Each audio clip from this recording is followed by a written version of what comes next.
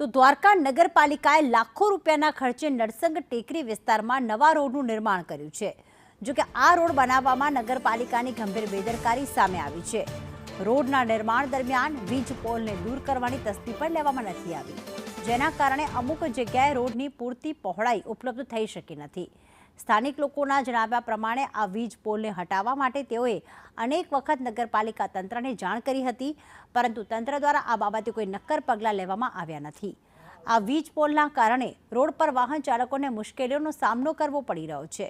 જો આ વીજ પોલના કારણે ભવિષ્યમાં કોઈ અકસ્માત સર્જાય તો તેની જવાબદારી કોની રહેશે તેવો સવાલ સ્થાનિકોમાં ઉઠ્યો છે। દ્વારકામાં જે નવા રોડ બન્યા છે તેમાં પીજીવીસીએલ અને નગરપાલિકાના સંકલનના અભાવે રોડની બરાબર વચ્ચેની સાઈડ થાંભલા હતા અને રોડ બનાવી દીધેલ છે, જેના કારણે રોડનો પહોળાઈનો જે લાભ લોકોને મળવો જોઈએ તે મળેલ નથી અને રોડની વચમાં થાંભલા હોવાના કારણે અકસ્માત થવાનો પણ સંભવ રહે છે, જે અંગે યોગ્ય કરવા અરજ છે। અત્યારે હું દ્વારકામાં જે નરસંગ ટેકરી વિસ્તાર આવેલો છે ત્યાં ઊભી છું। ત્યાં અત્યારે સીસી રોડ બનાવવામાં આવેલો છે, જે સીસી રોડની વચ્ચોવચ્ચ વીજ પોલ ઊભા કરવામાં આવેલા છે। જ્યારે સીસી રોડ બનતો હતો ત્યારે કોઈ વચ્ચેથી વીજનો પોલ ખસેડેલો કે ઉપાડેલો નથી।